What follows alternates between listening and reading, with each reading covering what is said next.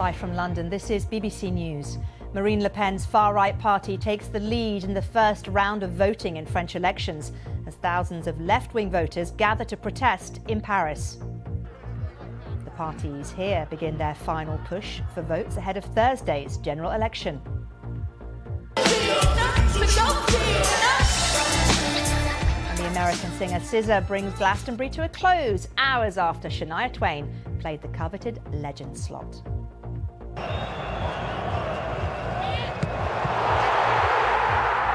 What a goal. England celebrate reaching the quarter-finals of the Euros after being seconds away from defeat by Slovakia.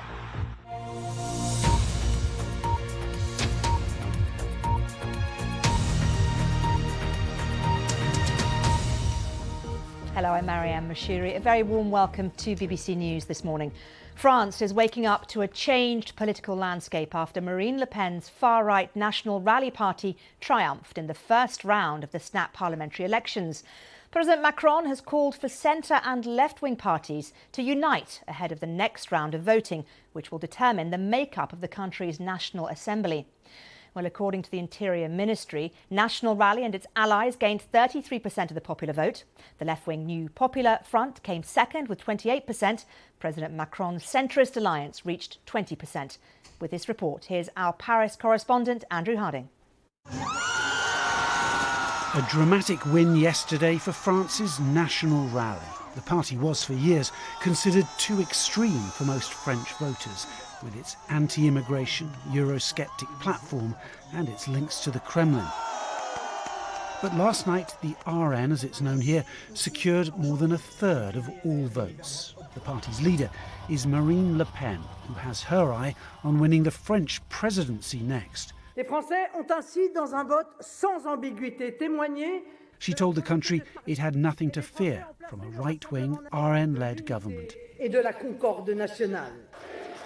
But there is a second round of voting here next weekend, and things could still change.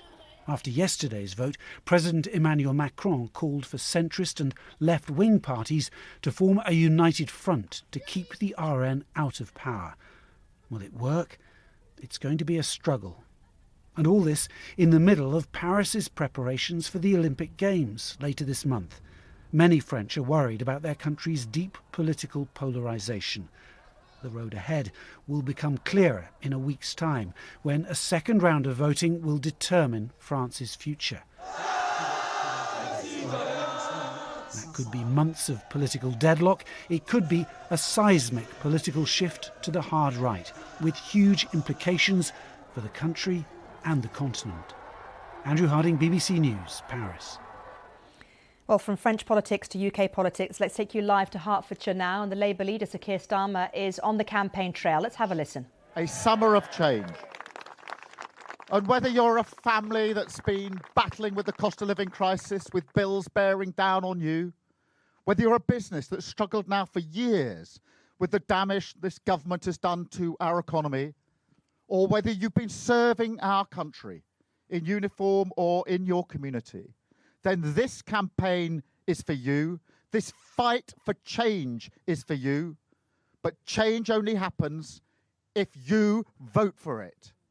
Now, we have changed this Labour Party, thrown away the protests, and made this a party that says country first, party second. And what we seek is the opportunity to do the same for our country, to put our country back in the service of working people. And that's what this change is all about, because the choice is stark. 14 years we've had of chaos, of division, of failure. That isn't going to change. Have you seen anything in their campaign that suggests that the chaos and division is going to change? It isn't going to be changing. So it'll be 5 more years of that, or to turn the page and start to rebuild our country with Labour. But, and there's always a but in a Labour Party speech, this is the final mile. These are the last hard yards, but the last steps are always the hardest.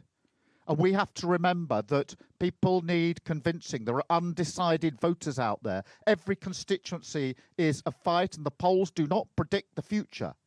So we have to convince people that change is possible, convince people that if you want change, you have to vote for change. And that is what we need to do every hour and every day until 10 o'clock on Thursday night. And thank you all for what you've already done in this campaign. Thank you for all the work you've done over the last 4.5 years alongside me changing our party.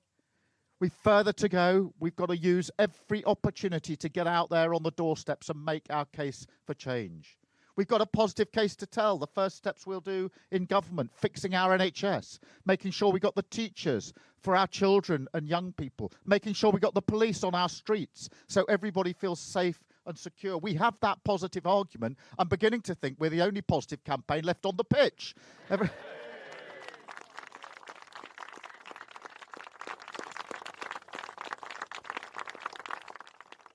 But just imagine, if you dare, waking up on Friday morning to 5 more years of the Conservatives.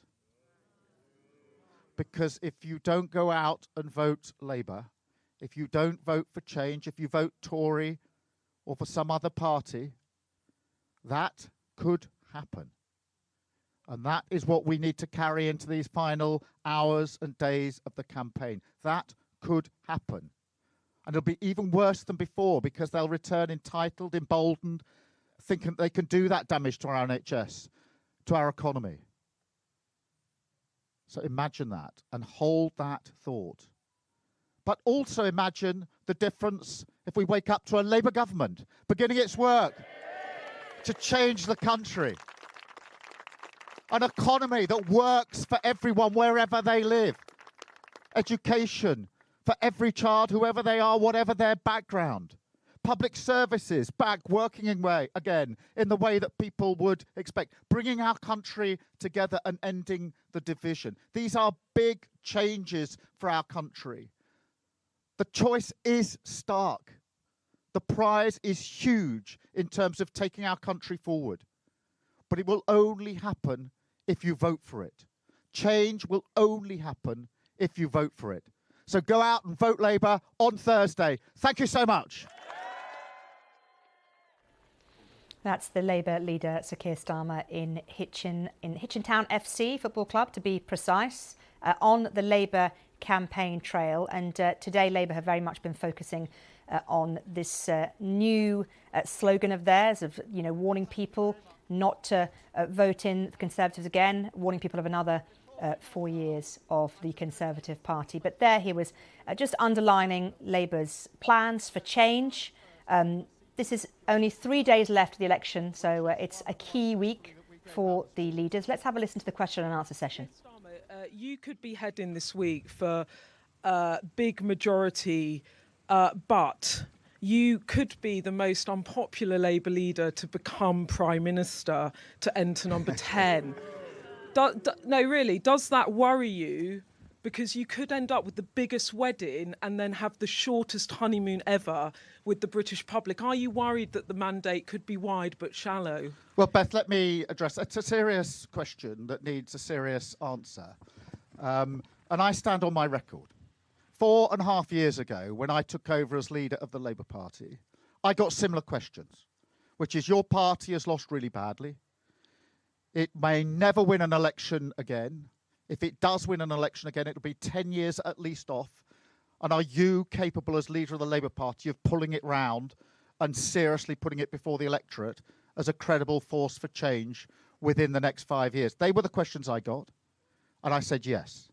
I said, I've got a strategy and we will do it. And that's what we've done under my leadership. We have taken this party, we have changed it, and here we stand on the Monday before the election, ready to change our country for the better. So my track record as a leader is clear. Yes, what we're asking now is for the opportunity to do the same for our country. And yes, we face the same challenge, which is a version of, look, the country is broken, almost nothing is working better than it was when the Tories started. Is it possible to bring around the change that we offer? Yes, it is.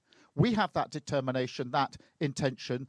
And in 5 years' time, we will be able to look back and say you are truly better off, your public services are working properly, and the economy is working for everyone. I'll be very, very happy to be judged on that record. Thank you very much, Beth. If you would indulge me, just one more thing. I'm only meant to have one. But this pillow has been handed out today. Is that what you put your head on when you go to sleep at night? No, but look, you can take that one, Beth. Now, for tonight, the last whatever it is, 3 sleeps to the election, you can sleep on that pillow. But it's true.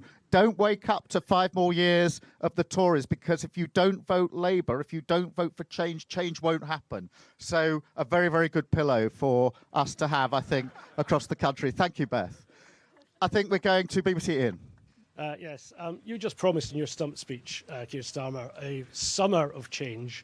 Can you give us 3 tangible things that will change in the first few weeks of a Labour government if you're trying to convince unpersuaded voters? And secondly, can you also respond to what the Home Secretary was saying this morning, that if you are elected, you'll gerrymander the electoral system to stay in power? Well,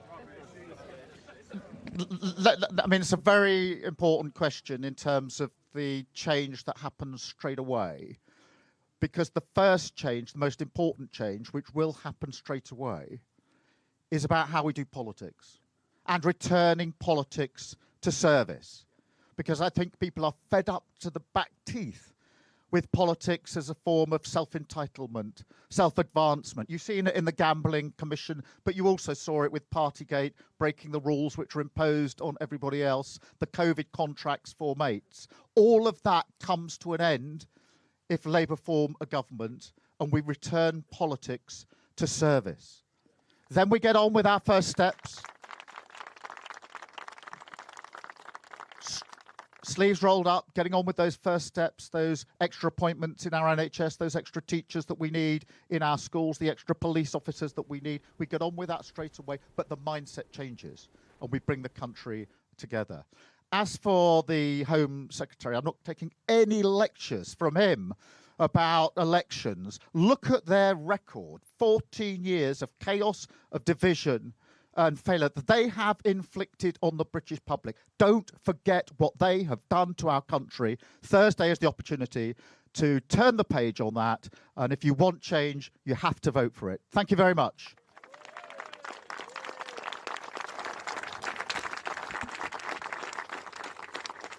Robert. Robert Peston, ITV. This weekend, French people have rejected President Macron, who governed boldly from the centre. Millions of French people they've overwhelmingly voted for the hard right and the far left. What lessons do you draw from that? The lesson that I take from nationalism and populism, wherever it is across Europe, obviously we're seeing the results emerging from France, but we also see the situation in other countries across Europe and across the world. The lesson I take from that is that we need to address the everyday concerns of so many people in this country who feel disaffected by politics, who feel that on this Thursday feel either that the country's too broken to be mended, or that they can't trust politicians because of what the Tories have done after the last 14 years. We have to take that head on, and we have to show on Thursday in the United Kingdom and across Europe and the world that only progressives have the answers to the challenges that are facing us in this country and across Europe. We have to make that progressive cause, but we have to, in making that, understand why it is, certainly in the United Kingdom, after 14 years of chaos and failure, that people do feel disaffected with politics, return politics to service, and continue to make that argument that politics is a force for good. Thank you very much. Thank you all. I'll give you this back. How are you all? And that was Sir Keir Starmer there in Hitchin on the campaign trail. He referred there, didn't he, to a pillow. I think Sky's Beth Rigby referred to a pillow. It's part of the Labour campaign. Let's show you a picture of what they're referring to. This is the latest nightmarish warning, in Labour's words, about what could potentially happen if voters vote in the Conservatives and another 5 years of Conservative rule, waking up to 5 more years with Rishi Sunak there. Obviously, that's not a real photo of Rishi Sunak in bed. That's been superimposed, but that was what they were referring to, if you were wondering about what they were saying when they were talking about the pillow. Now, we will, of course, bring you all the very latest on all the leaders and the campaign trails with our correspondents who are on various campaign buses today. A little bit later in the programme, but now let's talk to you about the football. What a match, right? England are now through to the quarter-finals of the Euros after a dramatic last-minute goal. Gareth Southgate's team were moments away from being sent home by Slovakia until Jude Bellingham's acrobatic effort in the 95th minute saved the Three Lions from that early exit. Here's our sports editor, Dan Rowan. When the ball hit his foot, I got down on both my knees. I nearly cried. Helped on, and it's in! Jude Bellingham! Unbelievable! Deflected back in the Kane! It's all about a goal. If you attack, you win games. Attack, attack, attack. Now hear the Lions roar! This how much it meant to the fans after England kept their Euros alive in the most dramatic fashion. But amid the celebrations, there was also plenty of cause for concern. What a chance this is! Earlier, underdog Slovakia had taken a deserved lead. England's so-called superstars producing their latest lacklustre display in an unconvincing campaign. Manager Gareth Southgate's 99th game in charge turning into a nightmare. But with just seconds of added time left and as all hope seemed lost, England was saved by a moment of brilliance. And it's in! Jude Bellingham! And remarkably, less than a minute into extra time, sub Ivan Toney found Kane for the winner. Now hear the Lions roar! With the match turned on its head, a stunned Slovakia had nothing left. England through with a performance that lacked so much, but delivered the thrilling finale that saved them. I'm just so proud of the spirit that the players have shown. Everybody that we put into the game played a part and helped us to get over the line, helped us to change the game right at the end. And without that, you've no chance of succeeding at anything. I can't even describe that feeling. Representing England, European Championships, round of 16, 95 minutes, you look up at the clock, you think, could be going home here. But there's players saying to each other, 1 minute to go, we still believe, we're still going to get one more chance. And there's that inner fight and spirit in us. So what did the fans here make of England's last gasp comeback? Awful performance. Lucky to get the win, honestly. Let's be realistic. Second half we turned up. And Jude Bellingham last kick of the game, unbelievable. They are on their way, but as the chant goes, how they got there, I don't know. Having come so close to what would have been seen as an unthinkable defeat, England will know they have to improve if they're to overcome Switzerland in the quarter-final on Saturday. But they'll also hope the togetherness and spirit they displayed in one of their most dramatic ever comebacks can be capitalised on. Dan Rowan, BBC News, Gelsenkirchen. Well, for more now, let's speak to the Standard's chief football writer, Dan Kilpatrick. Dan, it's so good to talk to you. Thanks for joining us. So talk me through, what did you make of it? Well, obviously England have an iconic goal to add to the kind of annals of great goals they've scored in tournaments over the years. But I think overall it kind of masked a really troubling performance, a really poor performance that was right up there with anything as bad as England have delivered over the last kind of 2 decades in major tournaments. So they're going to beat Switzerland in the quarter-final on Saturday in Dusseldorf. They've got to dramatically improve, but they're through to the next round, and I suppose that's all that matters this morning. Well, that's it, right? Some people talk about football being a results-based sport. You know, you get the result. Does it matter how you got there? I mean, I think at this stage of the tournament, we're in the knockouts now. The result is more important than the performance and the need to kind of put on a statement, which was obviously a theme of the group stage for England. But I think the bottom line is they're not going to win the European Championship playing like they did last night. It was really an abject, pedestrian, timid performance, and they didn't create a lot until Bellingham's wonder goal. That was their first shot on target of the night. So the feeling is that England have kind of got away with it and maybe won that game in spite of Gareth Southgate, not because of him. So, yeah, again, if they're going to beat Switzerland next weekend, they're going to have to massively improve. But they've got this iconic goal, this wonder goal, and I think the question is, can that galvanise them? Can that kind of change the dynamic and prove the turning point of this kind of fairly turgid campaign so far? I'm sure you've been asked this and talked about this endlessly over the last few days, but what is it that's gone wrong here, do you think? I mean, I think there's many things really. I mean, you can go all the way back to the squad Gareth Southgate named, which was a little bit lopsided. We're seeing that now in the team. There's no natural left back. Luke Shaw, who's the only left back Southgate picked in the 26-man squad, isn't fit, and it doesn't look like, frankly, he's going to be fit to play a significant role. So that's really unbalanced the side. There's a lot of young, inexperienced players on the bench. Admittedly, some of them made a difference last night, but England's arguably lacking leaders and experienced players like Jack Grealish and Marcus Rashford and Raheem Sterling, who are left out of the squad. And really, the bottom line is England just look to me like a group of individuals. They don't look like a coherent team with a kind of game plan and structure. And the age-old problem in English football is that when things start going wrong, there's no identity to fall back on. We know how Spain are going to play. We know how Germany typically play. We know how the Netherlands play. But England don't have that ingrained identity. And I think we're seeing that at these finals. Sometimes they look like a team that want to be patient and probe and look for a goal. And other times they look like a team that want to press high and play fast transitions and try and overwhelm the opposition. And they're kind of polar opposite styles. And England don't really have a set way of playing so far in Germany.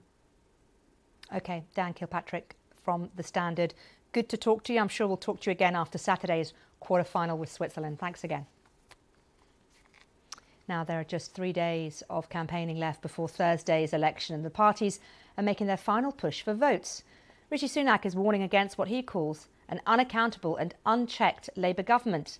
Meanwhile, the Labour leader, as we saw earlier, Sir Keir Starmer, is campaigning in Hertfordshire, promising a summer of change if his party wins. The Lib Dems are pledging to reverse planned cuts to payments made to bereaved families who lose a parent, and Sir Ed Davey was bungee jumping earlier. And finally, Nigel Farage has told a Reform Party rally that his party will become the voice of opposition. Well, let's cross live now and speak to Ian Watson, who is on the Labour campaign trail. I'm assuming you are in Hitchin Town FC, Ian, where we saw Sir Keir Starmer talking a little bit earlier. Other than the pillow talk from the Labour leader, what is it we're hearing today? Yes, absolutely.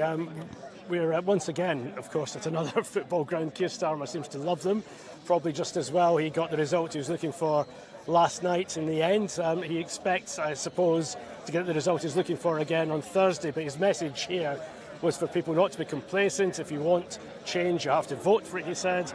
Why is he saying that? Well, to be honest, speaking to some of the activists here, some of them said actually it was quite hard going in the doorsteps. People were saying they still didn't know how to vote, or indeed expressing disillusionment with all political parties. So there is, on the one hand, a bit of an uphill struggle for Keir Starmer or indeed any politician to convince voters to turn out on Thursday. But then on the other hand, you take a look at where you are. You're in Hitchin in Hertfordshire. They're going on a tour of South East England into territory which has never ever seen as traditionally Labour. They say they're visiting only battleground seats in the last few days of the campaign. Those battlegrounds are areas where, quite frankly, they would never ever have been able to use virtually any ammunition to see off the Conservative opponents many years ago. There have been some boundary changes here. I'm told there's demographic changes. It's more favourable to Labour than before. But I think they're making a point of saying that they're going into areas where previously they would have faced some hostility. So, for example, at the start of this campaign, they visited a lot of seats that Labour won back in 1997 when Tony Blair swept to victory in a landslide. Now, the kind of seats they're fighting over are ones which even would have eluded Tony Blair. So I think that gives you some kind of measure of their confidence, despite the fact that they're emphasising that people have to actually turn out and vote for change. And that pillar, of course, saying don't wake up with 5 more years of the Conservatives. A gimmick to some extent, but I think what the Conservatives say is also don't sleepwalk into a Labour government. So I was asking Keir Starmer, for example, what tangible things would actually change in the first few weeks if he's elected. He gave a pretty general answer, actually, about changing the culture of politics, bringing politics back to service. In terms of the actual specifics, he talked about more NHS appointments, for example, but I think a lot of these people say they still don't know how to vote. That one word, change, isn't enough. They still want to know from what to what. OK, Ian Watson, thank you very much indeed. Ian there at the Labour campaign trail there with Sir Keir Starmer. Let's cross live now to Katie Hunter and talk a little bit about what's going on in Scotland. And we saw earlier, didn't we, Katie, the SNP leader answering questions on my colleague Nikki Campbell's programme on 5 Live and here on BBC News. What was he asked? What were the highlights and the lowlights, if you like, of the half an hour he had on 5 Live and BBC News? Well, it's interesting that during this campaign, so many of the issues that have come up have been devolved issues. So the SNP has been in power at the Scottish Parliament in Edinburgh at Holyrood for 17 years now. But as we've talked about before, you know, this is a Westminster election, yet so many of the issues coming up are devolved. And on that phone-in, on that interview you mentioned there, you know, the NHS was a big feature. John Swinney was pushed on waiting times, and that's been a constant theme of this campaign. Even though the NHS is devolved, even though it is ministers in Edinburgh that are responsible for the health service, the SNP's argument is that spending decisions made in Westminster affect the Scottish Government's budget. So what the SNP has been calling for is for the next UK government to spend more on health in England, and the way that the funding formula works, that will mean more money for Scotland. Other issues that John Swinney was pushed on were the ferries. There have been problems with new ferries being delayed and over budget to serve West Coast Island communities. Again, another devolved issue, but we have seen that throughout this election campaign. Katie, thank you very much indeed for that. Let's just bring you some pictures now that we had a little bit earlier of Sir Ed Davey. The Lib Dem leader is on the campaign trail, and what a campaign trail it is. That's a very high height, and you're wondering what he's doing there. Well, he's about to jump. Let's take a quick look at what he's doing.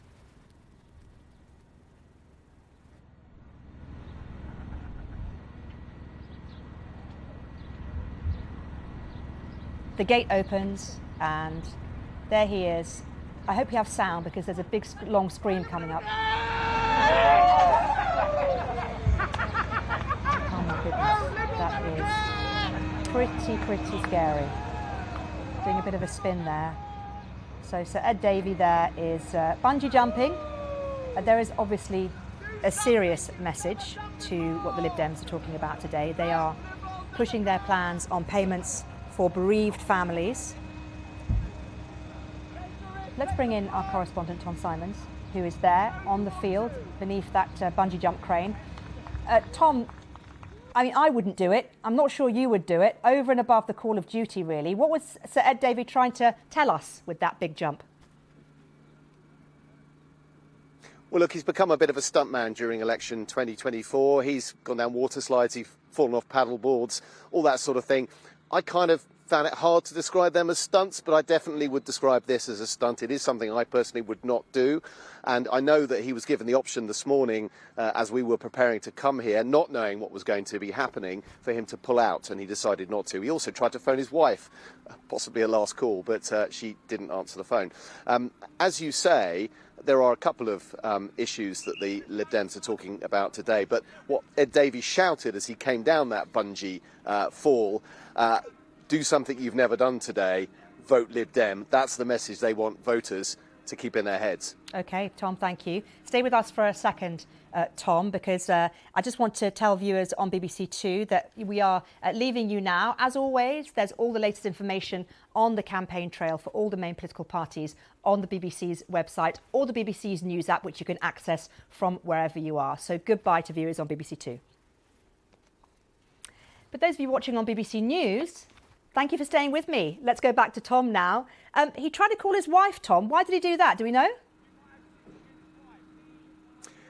I think he just wanted a quick call because he's about to do something quite dangerous. I mean, it's not dangerous, of course. This is a very organised company. They do this a lot. There's actually a crash mat right there, which could have caught him if something had gone wrong. But I think it's the point he's making is that the Lib Dems is currently fourth in the polls. It's always a party that has to struggle for attention. And this is very much part of the election strategy for the party to get the leader known within the electorate and known by voters.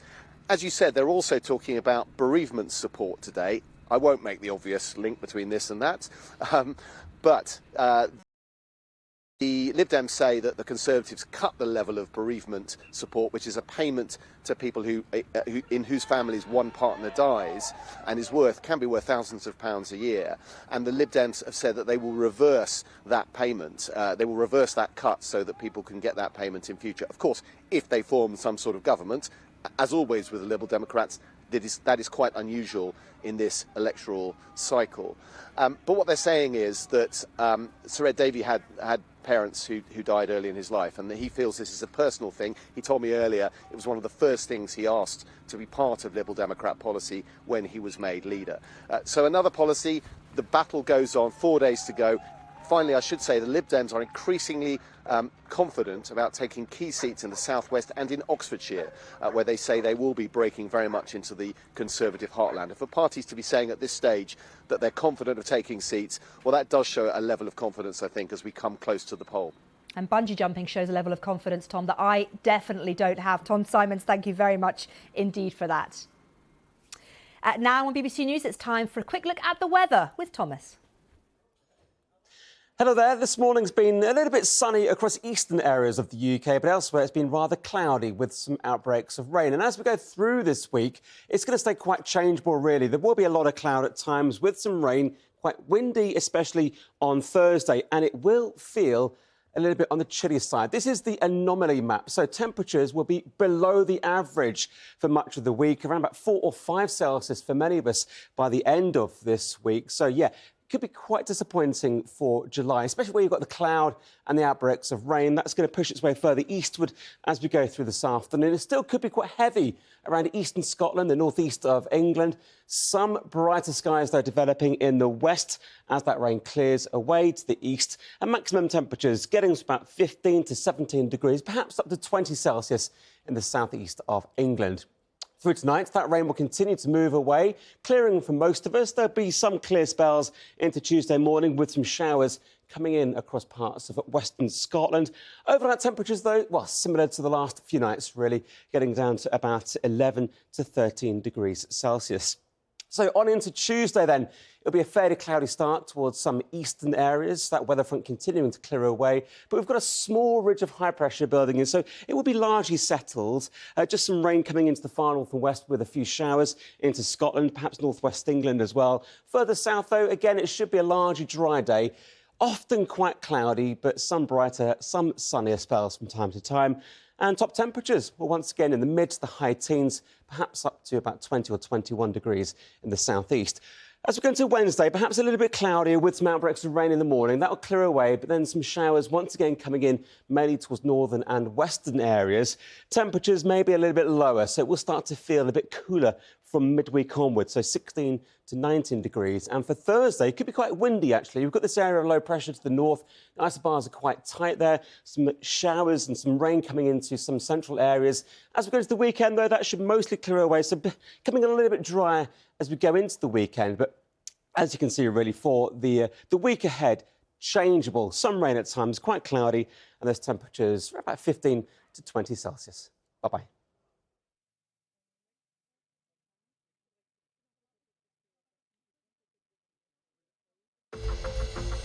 There's only one place to be on the biggest night in politics. We'll be live with our teams on the ground in every part of the UK. Expert analysis as all the results come in. And reaction to any surprises. Sit back, settle in, and join us for the ride. And whatever happens, we've got you covered. It's your election. It's your election night. Thursday at 9:55. Watch live on BBC iPlayer.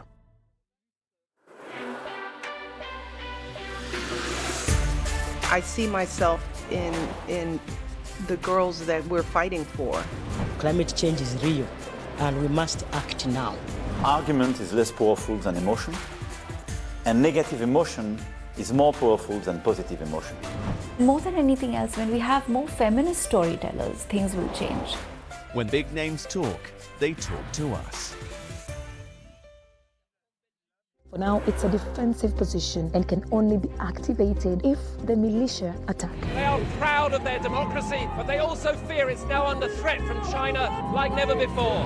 Every time the government drops tear gas, people disperse, but the farmers come back. When you're this close to the river, which is a front line, you are always watched, so you have to move quickly. There when the story breaks. BBC News. Follow on the app.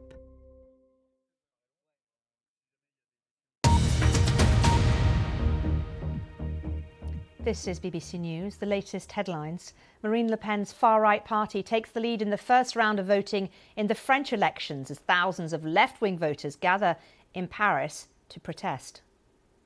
What a goal. England celebrate reaching the quarter-finals of the Euros after being seconds away from defeat by Slovakia. The parties here begin their final push for votes ahead of Thursday's general election.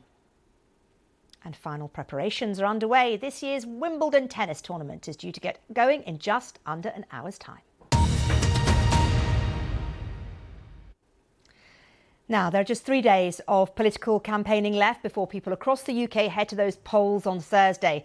My colleague Nina Warhurst has been to Calder Valley constituency, the backdrop for the popular police drama series Happy Valley. She's gauging the mood of voters there. The greenest of hills. Calder Valley sits bang between the bright lights of Leeds and Manchester, but this is another world. It was this landscape that provided the perfect dramatic backdrop for the TV series Happy Valley. But in Brickhouse, they've had quite enough of political drama. It's very interesting, but it's all the same. All promises. Will it be done? They're not intelligent enough. Well, they're not, are they? Else they wouldn't be doing all these ridiculous things. The country's a mess. It's nothing like the country we knew, is it? Nothing like the country we knew.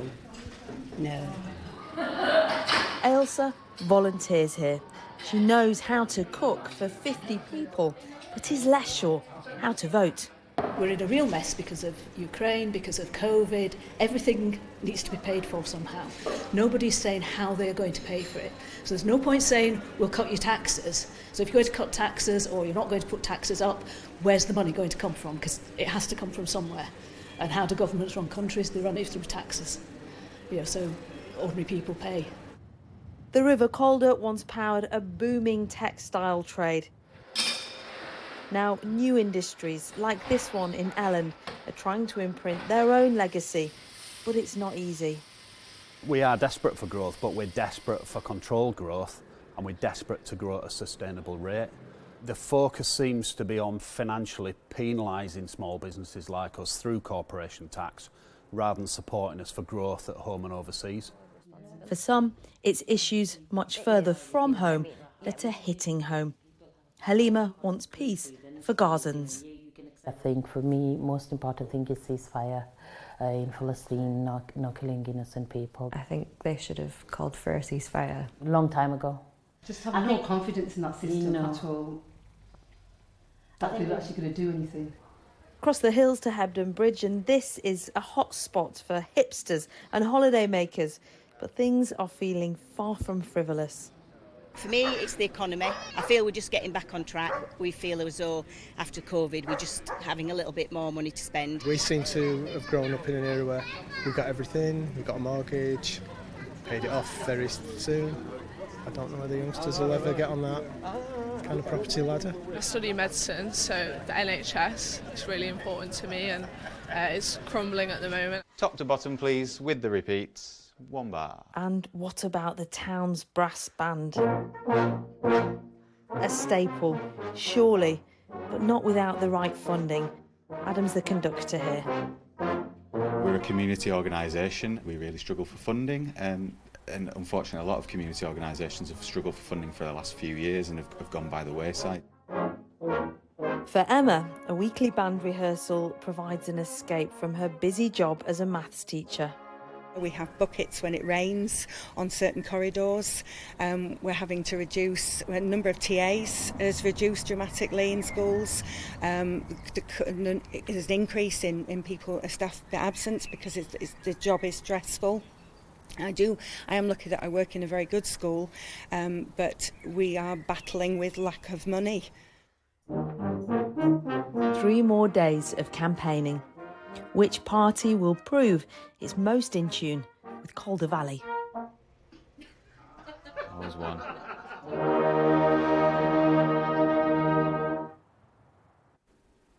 What lovely music there. Nina Warhurst, my colleague in the Calder Valley. Well, there are 7 candidates standing in the Calder Valley constituency. You can see them all here on your screen. And a reminder that all candidates standing in this election can be seen on the BBC's news website. As we mentioned earlier, it is 3 days to go till polling day, and it's hotting up now, isn't it, on the campaign trail? Let's take a quick look at what the Conservatives are doing today and cross live to our correspondent Nick Eardley, who is on the Conservative campaign trail. In fact, I can see the bus right behind you, Nick. What's been happening today? We've just got off it and we are now in a warehouse in Staffordshire. I think that's what we're allowed to say so far. These visits are often quite security conscious. So I know where we are, I'm just not allowed to tell you exactly where we are. What I can tell you for sure is what Rishi Sunak is going to be doing over the next 72 hours. And he is talking this morning about what he calls unchecked Labour power if they win this so-called supermajority. Remember, supermajority doesn't actually mean something tangible in British politics, but what the Conservatives are trying to persuade voters is that Labour, if they won a significant majority in the Commons, would have too much power, and they claim that would lead to tax rises, to potentially more immigration and things like that as well.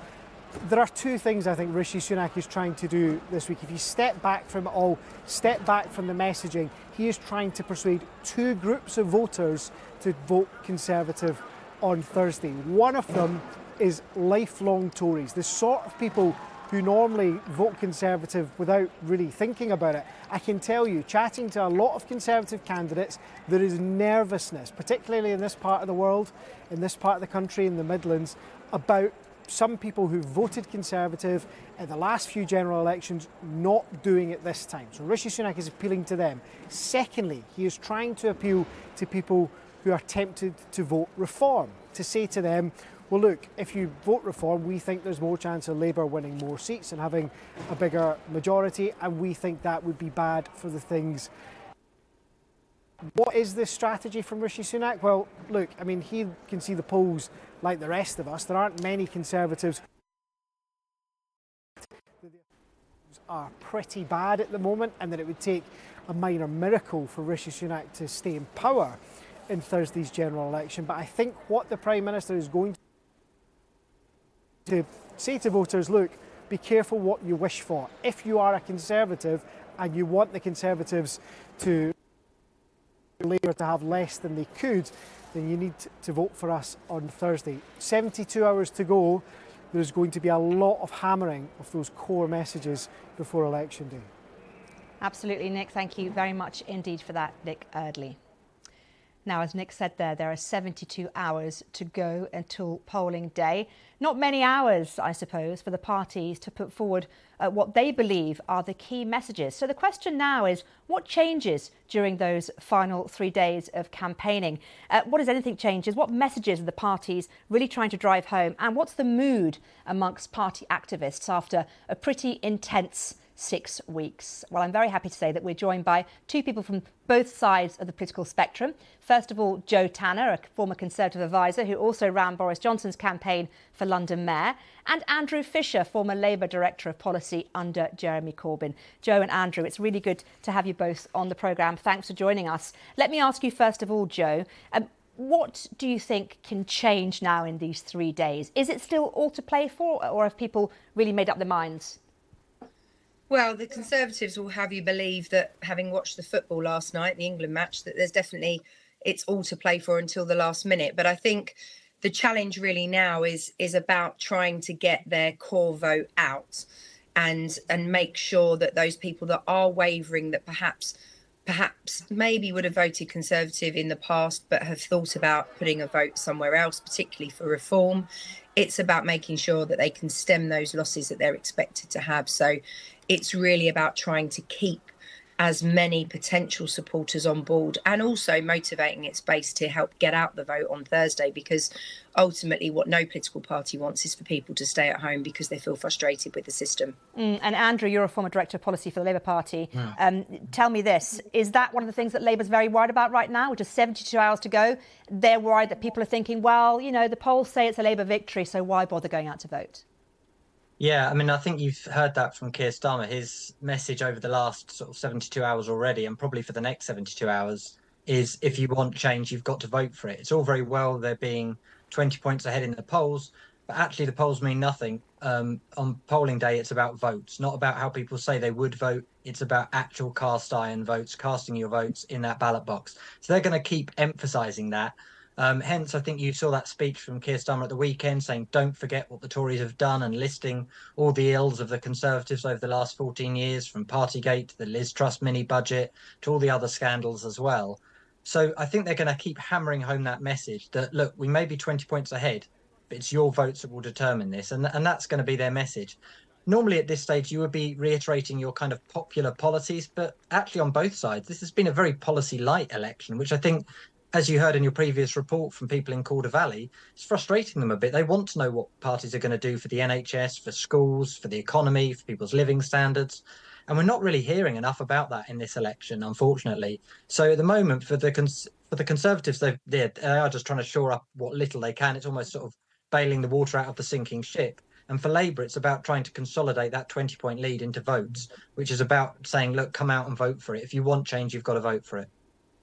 Jo, let me bring you in at this point and ask you a little bit about the mood within the Conservative Party. Have you been speaking to people within the party, and what have they been saying to you about how they feel about Thursday?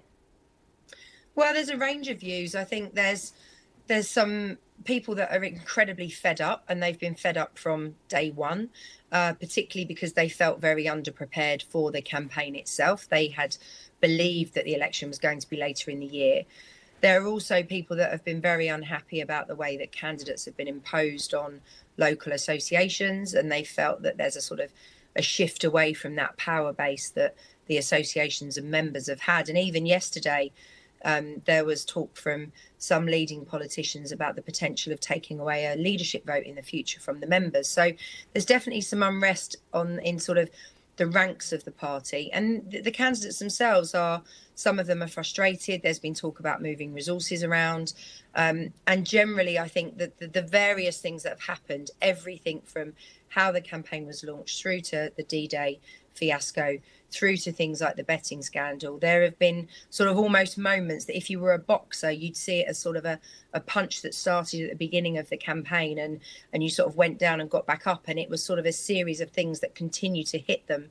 And I think for local activists, it's incredibly difficult to keep motivated and to keep energised when you're seeing these poll leads that look quite remarkable and that sort of make you wonder what the point is. So I think there's a lot of pressure to make sure that local people feel that there is a point still to get out and help try and get a Tory vote secured. And Andrew, that the pressure on the Labour Party activists and potential MPs is very different, isn't it, to the pressure that we see on those in the Conservative Party? Yeah, I think there's been some disquiet within the Labour ranks as well. I mean, obviously there've been imposed candidates, which has resulted in some independents standing as well, and some potentially split votes on Thursday as well. But there's also a slight disgruntlement I'm picking up from existing candidates, sitting candidates, people who were MPs prior to the election, who aren't getting the resources they're used to getting in an election campaign and being told to canvass elsewhere, because Labour's got a very ambitious set of seats it's trying to win.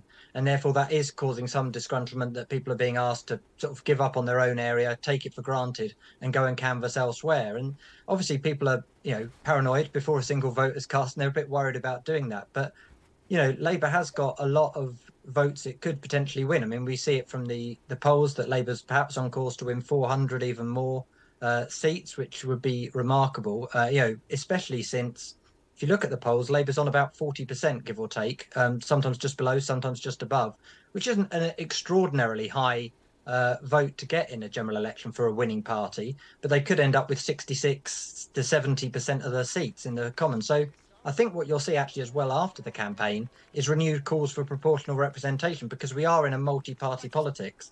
And what has happened in this campaign, which is unusual, is that rather than the smaller parties being squeezed, actually their votes expanded a bit. If you look at the Lib Dems, the Greens, and indeed Reform, their votes gone up as the campaign's gone on, rather than down and squeezed into the main two parties. So there is a bit of disillusionment with the main two parties, and that's what's causing a little bit of paranoia on the Labour side, is that perhaps, you know, the enthusiasm isn't there for Labour, even though they're preferred over the Conservatives quite considerably.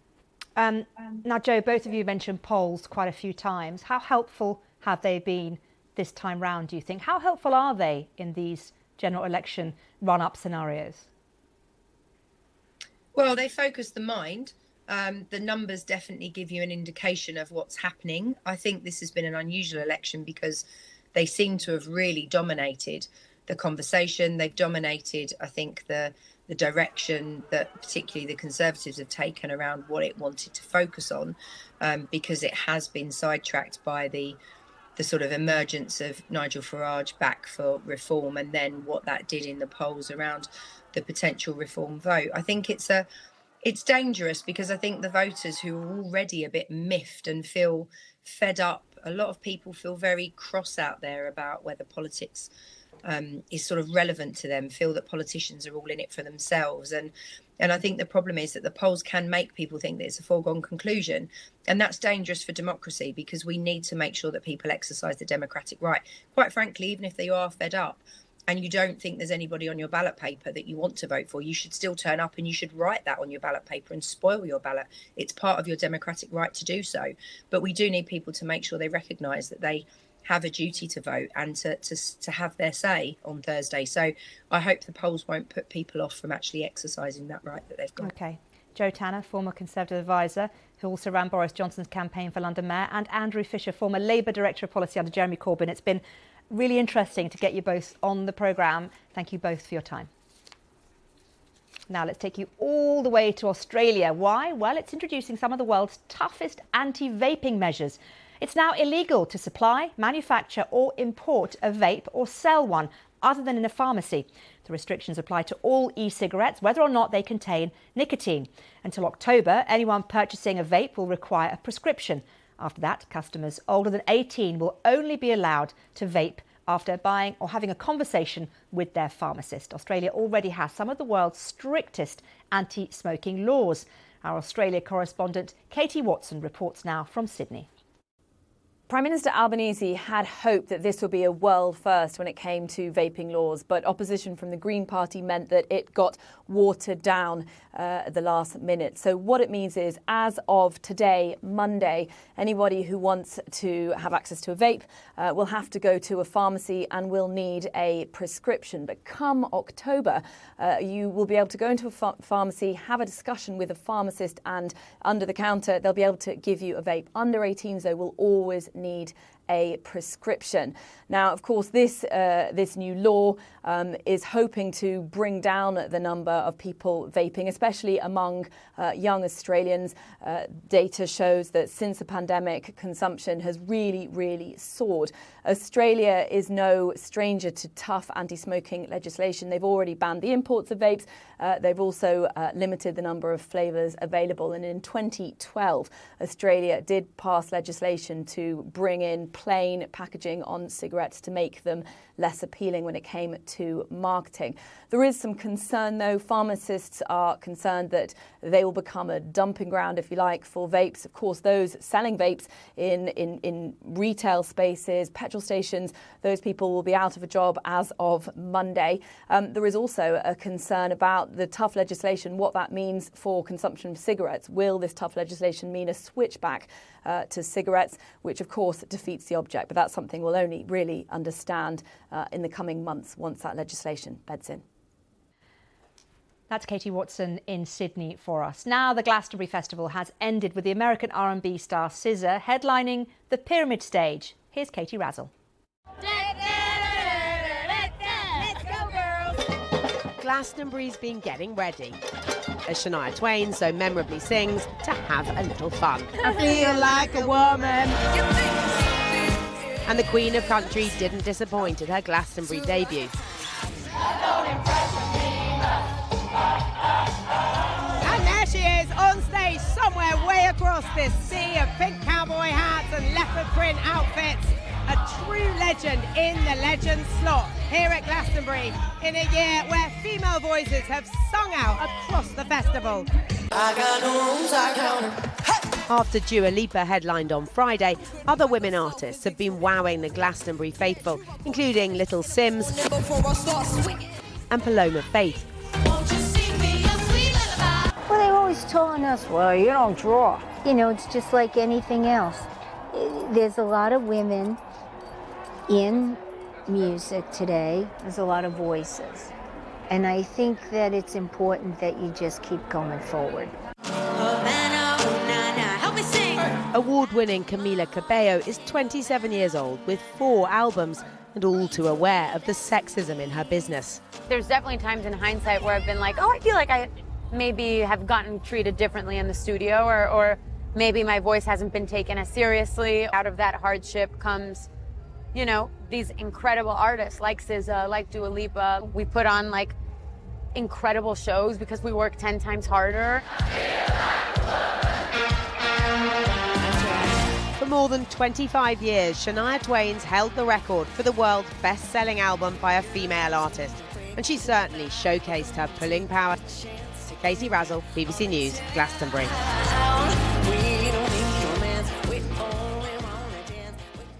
Love that song. Now it's time for a look at the weather, and this time I'm going to get the name right. Is it Simon? Hello there. This morning's been a little bit sunny across eastern areas of the UK, but elsewhere it's been rather cloudy with some outbreaks of rain. And as we go through this week, it's going to stay quite changeable, really. There will be a lot of cloud at times with some rain, quite windy, especially on Thursday, and it will feel a little bit on the chilly side. This is the anomaly map, so temperatures will be below the average for much of the week, around about 4 or 5 Celsius for many of us by the end of this week. So, yeah, could be quite disappointing for July, especially where you've got the cloud and the outbreaks of rain. That's going to push its way further eastward as we go through this afternoon. It still could be quite heavy around eastern Scotland, the northeast of England.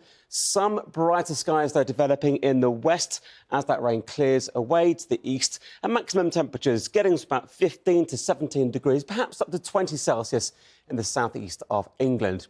Through tonight, that rain will continue to move away, clearing for most of us. There'll be some clear spells into Tuesday morning with some showers coming in across parts of western Scotland. Overnight temperatures, though, well, similar to the last few nights, really, getting down to about 11 to 13 degrees Celsius. So on into Tuesday, then.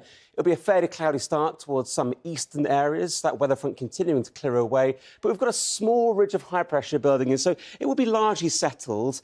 Just some rain coming into the far north and west with a few showers into Scotland, perhaps northwest England as well. Further south, though, again, it should be a largely dry day. Often quite cloudy, but some brighter, some sunnier spells from time to time. And top temperatures will once again in the mid to the high teens, perhaps up to about 20 or 21 degrees in the southeast. As we go into Wednesday, perhaps a little bit cloudier with some outbreaks of rain in the morning. That will clear away, but then some showers once again coming in mainly towards northern and western areas. Temperatures may be a little bit lower, so it will start to feel a bit cooler from midweek onwards, so 16 to 19 degrees. And for Thursday, it could be quite windy, actually. We've got this area of low pressure to the north. The isobars are quite tight there. Some showers and some rain coming into some central areas. As we go into the weekend, though, that should mostly clear away, so becoming a little bit drier as we go into the weekend. But as you can see, really, for the week ahead, changeable. Some rain at times, quite cloudy, and those temperatures are about 15 to 20 Celsius. Bye-bye.